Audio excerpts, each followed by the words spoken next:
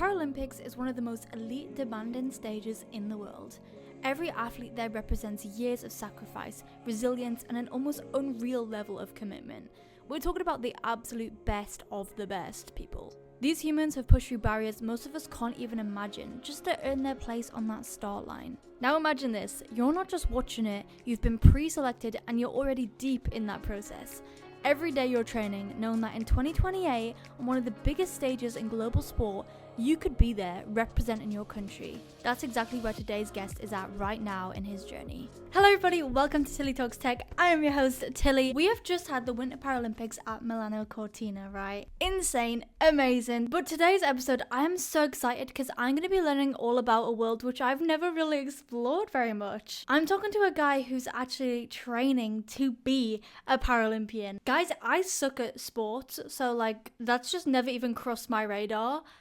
But I've always found it so inspiring. The people who are going for that, training every day and doing it, like hell yeah. On this podcast, we like to talk about all the things pushing the boundaries of innovation, the future, human potential. And what we're going to be learning today is not sure on any of those things. I'm joined by GB paraclimber James Rudge, who is aiming for something huge. He's a GB athlete hoping to represent Great Britain at the Paralympics in LA 2028 doing paraclimbing. How cool is that? And as cool as that sounds, it also sounds pretty strenuous. So we're gonna learn all about it. Welcome James to the podcast. Welcome to Tilly Talks Tech. Thank you for taking the time to sit down with me. You're in a very exotic place. How are you doing? I'm very well, thank you, yes. James, you have been on one hell of a journey, and this journey is still ongoing, but I want to hit you first and foremost with, LA 2028 paraclimbing is going to be an official Paralympic sport, and that is your sport. How do you feel about that? Lots of feelings, certainly excitement. It comes with a lot of anticipation as well. But yeah, it's super exciting to get that news last year, and now obviously my goal, along with many others, is to get my ticket to be out there. It's so exciting, and also it's about time. Yeah. It's such a crazy sport. When did you decide that Paralympics was your goal? I know they've just decided they're going to include it. So were you ever thinking maybe it could become a Paralympic sport and you could make it there? It was always an option. It was the decision of it went on for quite some time. I don't think we were ever really fully expecting it to happen for LA. We thought it'd be one of those things that would just continue on. But yeah, my dreams very much evolved as that process has become real. So I was kind of, before it was announced that it was going to be in Los Angeles, I was thinking about taking a bit of a retirement and focusing on more of the community aspects and coaching. Having committed sort of 7 years on the international circuit, to kind of bail when that news got announced would be wrong. So I'm still standing, as they say. What the hell? Your life is like you were waiting to settle down, and then all of a sudden it's like, no, I need to get back in the gym. You don't get exactly, yeah. I heard that it's a very, very long process, but you are heading in the right direction, and you've been pre-selected. So talk to me about that. How does that happen, and what is the process to actually get to the Paralympics beyond that? So I was pre-selected for the GB team this year. It doesn't necessarily mean I'm pre-selected for LA, because I still have to go through the qualification process to get out to LA. What it does mean is that I'm on the Paralympic team for Great Britain this year, and kind of training towards that direction. But lots of hurdles are in my way before we come to that. I've still got quite a few big competitions, and then there's the pathway that determines whether or not you actually get that ticket. Yeah, and I watched a documentary that I saw that you posted about recently called Able. Yeah, I've sat and watched that. It was wicked. It was so super cool. And that film is basically following you to Arco, Italy, to do that sort of qualifying bit. Watching that, it was so exciting, but I feel like with that comes a lot of nerves. It feels like a lot of pressure. When I think about Olympic, Paralympic, I'm that just feels like such a foreign concept. Obviously it's a bit closer to you, but the fact that you could be scaling a wall and it's this is kind of make or break to see whether, I can ultimately get it to to get to LA in the future. I think that must be absolutely mental. So when it comes to training for the Paralympics, this is Tilly Talks Tech. So I want to learn about how the training is. Like, how are you training? And does technology play a role in that at all, the training of a GB athlete? Yeah, so I think for climbing, it's really hard to incorporate technology into limb difference, but the training aspect, so when I'm down in the gym, I can certainly use prosthetics to incorporate the adaptive solutions that I need. So I'm very used to just creating adaptive solutions so that I can maintain good posture. For example, if I'm doing pull-ups, I'll use like a band to weight my short arm off. But certainly when I'm using the rowing machines, I've found it useful to use the Open Bionics Hero flex arm. Oh yeah. Attach that. I That know little one. her. Yeah. So that's worked well for that. But yeah, these kind of newer forms of technology are only kind of making their way over to me. So it takes a bit of getting used to as well from my part. But there's always little adaptive solutions that I can apply to maximize that potential. You know, incorporating AI into my life by the day. So technology is definitely something that I use more and more. Is there anything, this is just like, this is me going off script because I'm actually just curious, but you know, because some prosthetics are like really weighty, Yeah. are there any like weight requirements or considerations for people who like maybe like their prosthetic legs is really weighty, or is it literally just like come in, choose if you're going to wear a prosthetic or not, do what you want to do? Because I feel like if you were missing a leg, you'd be a lot lighter and you'd be able to pull yourself up a bit easier, right? Yeah, so for the legs guys, they're mainly using their prosthetics to weight and support their feet. Whereas if you're using a prosthetic for a hand, there'd be a lot of pull and you'd have to have something that could take a really high load. So the guys with leg amputations will just have like one of those ball and sockets, and then they'll literally have like a plastic foot on the end, but put like a small climbing shoe on it. So they'll still use that as a fully functional climbing foot.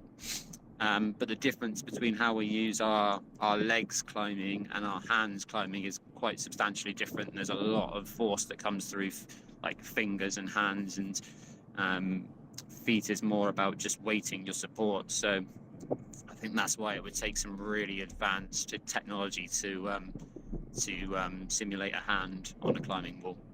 I think it is being looked at, because I've had some messages from people studying in various places trying to create a solution, but doesn't seem to have got anywhere just yet. The way I can see the most benefit out of technology is in the gym for sure. And I see I've done things like obstacle course racing, like Ninja Warrior and stuff like that, where you're swinging from bars and stuff, and I can see how prosthetics would be useful for stuff like that, because you maintain really solid posture that way. Wait, James, how was Ninja Warrior though?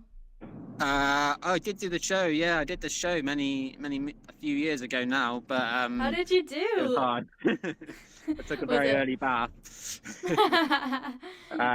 It's lots of kind of upper body based obstacles. I loved it. It was great fun and it was amazing kind of experience. But it was very, very hard. Yeah. Yeah, why not? You know, some people go for their morning jog, and some people just take on Ninja Warrior. You know. That's it. Yeah. What are you thinking about when you're scaling these walls? I know you got to think about like technically what you're doing, but is that like prevalent, or are you really like zoned in? Yeah, you're very much zoned in, but because the route is there in front of you and you have one attempt to climb as high as you can on that route, it's super important that you really dial into your breathing, staying calm, having a think about how you're going to get to the top before you climb it. So kind of that preparation is important, and then kind of the mental game that comes with it. I think that's the most addictive part about competing, is the mental gains that come with it. It really puts all of your kind of mental insecurities right out there in the spotlight. So it's a great way to kind of work on yourself as well as work on your climbing. Yeah, you mentioned in the Able documentary, which really struck with me, that sometimes when you're on the wall, you feel like you're on a mission to like validate yourself, like being up there and like proving to yourself kind of that you can do it. Yeah, exactly as you said. I think a lot of us have been used to trying to prove other people wrong, or even prove ourselves wrong, and challenge our bodies in different ways. So I think that's what I was kind of represented in that line about validating myself. It's a constant mission to prove to yourself that you're able, as the film's called, but also to prove to other people that this sport can be done by anyone. And you see that when you watch paraclimbing competitions, there's people with minimal to no vision, people with no legs, one hand, everything getting to the top. It's crazy, isn't it? Yeah. So you didn't end up qualifying in that one in Italy. In that moment when you came down and you didn't end up qualifying, did you feel any sort of like, what now? Did your like, what was your mindset shift, if any at all? Yeah, so the goal from any competition is to progress from the qualification stage into the finals. And as you say, in that particular one in the film, I didn't make the finals. And it depends how you frame it. If you feel like you've given it absolutely everything, you've enjoyed yourself, there's only certain things you can, there's always going to be restrictions that prevent you from getting to the finals. It could be that you came up against some stronger athletes. It could be that um, it was just the way the field was on that day. But ultimately, a lot of the time, because we are only allowed to climb the routes once, and we're so used to practicing and training on routes multiple times, there's always a part of us that thinks we can do a little bit better when we come off. So it is pretty rare to come off and like be like, oh, I did absolutely everything I could there. And I had that feeling in South Korea in the World Championships last year, where I came off with a smile on my face, feeling like I'd given it absolutely everything and enjoyed myself. And I'll say that was a very rare feeling and one to savor, because I've done many international competitions and it doesn't happen often when you feel like that. So it's worth it when it does. Yeah, definitely. And I feel like when you grow up with a limb difference, like, I don't know if you relate, but like for me, that definitely morphed into like a crazy amount of perfectionism, because it's just like I knew that if I did something wrong, people blame what they can first see, and that's the fact that you're like missing limbs. And like simple things, like we're talking about scaling walls when it comes to you, but for me it was like holding a school tray, like getting your school dinner. Like I know I can do that, but just because you feel like you're under the microscope sometimes, like I'll be sat there shaking and nervous because I know that if it goes wrong, I know what people are going to blame first. That's a really good point. Yeah, we're always trying to prove our worth not only to ourselves but to the world, aren't we? And yeah, I resonate with that. How did your perception of your own limits change early on in life? Did you experience anything that you realized, okay, no, I can push myself through this? I think physically, I was always pretty well equipped to tackle things face on. My dad very much brought me up with a kind of solutions rather than problems mindset. There was always little contraptions and things he was making to make sure that there was always a way for me to achieve certain tasks, whether that be playing pool and him bending some metal together to. What? You can play pool? I can play pool both-handed, yeah. No, that's one thing that I've always really wanted to do and still haven't cracked. Yeah. No, you can easily rest it on either your short arm or you can put your fingers over the cue. There'll be a way, trust me. Yeah, we'll figure it out. Next time I see you, we'll figure that out. Yeah, it sounds like a plan. So physically, there wasn't too many obstacles. Most of them I would find a way around, but it's the mental process. I think when you realise that everyone's a bit different to how you are, there's a real process, and not only accepting that but embracing it as well. You get to the point now where I'm looking to give back to that next generation by doing these kind of community-based initiatives, and representation is something I'm very passionate about. Looking at you in the documentary, sure, you were doing your own journey of like being a GB athlete and training like that and going off to Italy or South Korea, like wherever you were, but you were also making sure to keep up, these lessons that you do for kids, right, to help them learn to climb, doing paraclimbing with them. And it was so sweet to see that exchange. Why is that so important to you? Like literally as important as it is to get to the Paralympics. Yeah, it's massive for me because I've been there and I've seen that process, as I was just saying, with acceptance. And I don't think when I was younger, because there wasn't as much social media, maybe because there wasn't as much resource, and this is one of the benefits of social media, there also wasn't as much representation out there for me. So I don't know about you, but if I'm learning a new sport, the first thing I'm doing is searching one-handed person doing this sport or something, just to give myself some kind of idea that it gives me that first step. I'll know it's possible, but this really gives me that proof that it is. Yeah. So I knew that I could be that person to someone else, and a couple of kids would be sent my way to kind of give them coaching, and I've set up a charity. I've set up a social group for paraclimbers to it's just a safe space. None of us need to be around people like us. We just benefit from it, and having people around you that are working off a similar mindset of creating those solutions to problems is just super beneficial, I think. No, that makes total sense. And it's really, really exciting the fact that paraclimbing is being introduced in 2028. Because you never know, like some of the kids you're training and talking to now, they could be the ones going up and doing paraclimbing.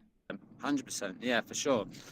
And like in that film, there was that girl, Matilda, who was just amazing. She was brought up so well. She just loved her body, loved the way she was, and she loved climbing. And we did an event in Gloucester recently, which was like a paraclimbing competition. And one thing that we noticed, that for climbers, there is a massive pathway for kids into competitions for able-bodied, but there's nothing for para kids. There's nothing, and now that we're Paralympic sport, there should be. So we did our first kind of kids competition, and it was a massive success. And as you say, those could be the next Paralympic athletes. Yeah, that would be crazy. And as you as kind of their like coach, how would that make you feel to see Matilda up there killing it? Yeah, of course it made me feel great. Yeah, I think regardless of how the LA thing goes, I want to be kind of part of it in some way. I want to be out there, so I'm going to absolutely give it my all to get out there as a competitor and make sure I enjoy the process as I do. But regardless, I would like to be part of the journey in some form, so I'll be going out there regardless, I think. And if it's to cheer on someone else, then that's fine too. Well, to be honest, you're already doing that. Like, you've already paved the way. Like, I'm not gonna lie, I've never... Actually, you know what? I actually did do rock climbing one time. You know, one of those, like, field trips you do when you're at school and they take you out in the middle of the woods somewhere and you're like, you have to try everything. I went into that trip thinking, oh my God, here we go. But rock climbing was actually... You've, like, unlocked a memory for me because I've not thought about rock climbing in, like, so long. But... I actually love that. People seeing you, like you're already paving the way, just the knowledge that they can do it, do you know what I mean? And by hosting these little group sessions and just hyping each other up, I feel like that is so, so cool. And obviously I'm rooting for you and I believe we're going to get to LA 28 as well. But I think that's great. Like the fact that you could touch some like people who could in the future go on to do exactly what you're going to do. And that is get to the Paralympics. That's it. Yeah, absolutely. That's the plan. But James, the big question is, are you going to carry on with the training and persist in getting to Los Angeles in 2028? Is that the goal on the horizon? Absolutely. Yeah, that's very much the goal. I'm locked in now. Next year will be the year that determines the qualification process. So I think there's the World Championships in Czech Republic next year. That'll be the big one that determines most people's chances of getting through. So yeah, I'm on a training plan now for the season ahead. I've got a few competitions in the calendar already.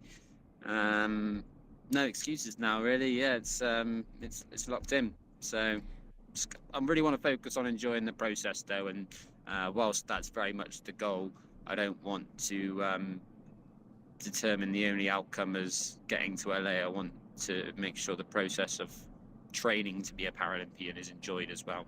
Yeah, you'll get there. You will get there. I have faith. And it just reminded me, actually, like the first guest that I interviewed on this podcast is called Professor Hugh Herr. I don't know if you've heard of him. He basically lost his legs in a climbing accident, and he then like went into studying how to rebuild his leg. And when he got back with his prosthetic legs, he said that he actually found climbing easier with the prosthetic legs. He mentioned like being able to make them really lightweight so he could pull himself up easier. I think he had one foot that was like the width of like a coin or something like that, so he could stand on those really skinny ledges, which actually gave him the one up. So it's really interesting to see how, you know, those worlds are coming together, and the difference between missing a hand and missing a leg as well. I think that's a huge one.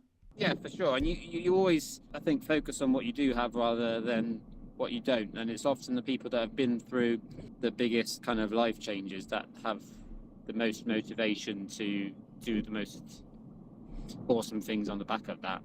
Period. It's so cool to see. It's why I love talking to people who've like actually been through something like that, because I feel like it's just a switch in your brain. You're like, okay, I need to just like hammer this home now. This is what we're dealing with. This is what we're gonna like literally slay with.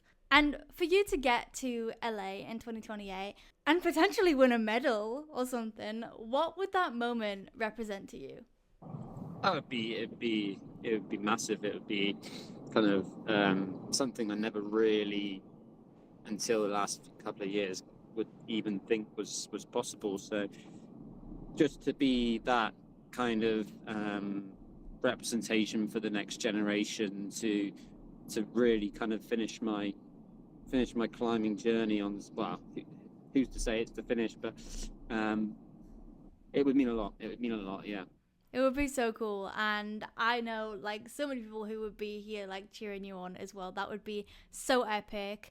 Is there anyone that you know that you're 100% getting a ticket for? Should you get there? Is there anybody a shoe in? Like, I think most of my close family and friends have already in their head they're already out there, but I'm like, yeah. I need to sort myself out first. But it's obviously in Los Angeles, which is an appealing holiday for everyone. So the climbing arena is on a place called Palm Beach, and it looks incredible. So you're gonna be fighting off all these people who are like coming out the woodwork, like, hey James, remember me? Yeah, there's a lot of people already coming back into the climbing scene as maybe I need to get a picture of Palm Beach on or Long Beach, whatever it's called, in Los Angeles on my in my flat, just to kind of remind me of the dream each day. Yeah, get a little vision board going. How cool. That'd be good.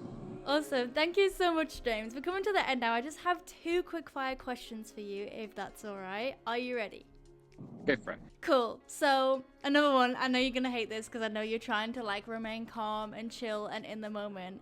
But I'm curious, should you get to LA 2028? I think you will.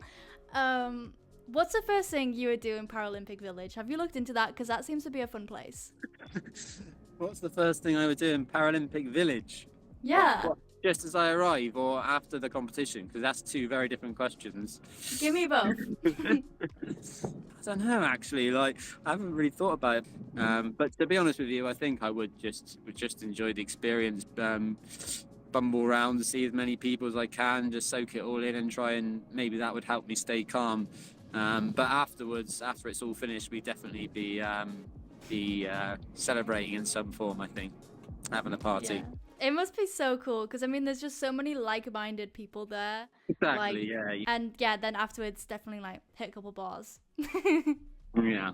Exactly. Okay, and second question is, what role do you think technology will play in the future? The future of sports. Let's go there. I think it's got an increasingly big role to play in the future of sport. I mean, people are putting training plans into AI now. Like, there's a real access to information that we never saw capable before. But it's only gonna get better, and the work we can do in the gym can really be developed and grown. I don't think climbing seems to have been quite sheltered from technology. I don't really see much technological developments in climbing, so it'd be interesting to see if there's any change in that. But in terms of information and how we learn from each other, I think that's the big development that can take effect from all this. Yeah, super, super duper cool. Thank you so much, James. Like I said, I know you're trying to remain chill. I know you're trying to remain casual about it, but I am super excited and I'm going to be cheering you on every step of the way. For anybody else who wants to follow your journey, or maybe they want to sponsor you or whatever it is, where can we find you on social media? So at Rudge_paraclimbing, so RUDGE_paraclimbing. Awesome. Thank you so much, James, and I'll see you on the screen in 2028. Thanks, mate. Yeah, thank you. Let's hope. Woohoo, bye. Bye. Good luck with training. Oh, bless him. He's so humble, and here's me just being like, so what are you going to do at Paralympic Village? It's like, you got to take one step at a time. I honestly don't even know how I'd be dealing with something like that big. Because it's not even something like big that happens to you. Like, you put in the work and you get to the Olympics or Paralympics, and I feel like that is just such an accomplishment in itself. To even like back yourself that much, to be showing up to training every day, every other day, it's a lot of work. But yeah, super cool and very timely episode considering the Paralympics has just finished. I loved it so much. It's always so incredible to see those people just going at it, killing it, and I'm so happy that they're introducing more sports as well. Like, here's the LA 2028. I really hope you enjoyed this episode of Tilly Talks Tech. If you did, make sure to like, comment, and subscribe. Share if you like. Check out James, and if you know anybody who's really rich and wants to sponsor him, then send them his way. He deserves it. Thank you so much for listening, and I will see you next time. Bye.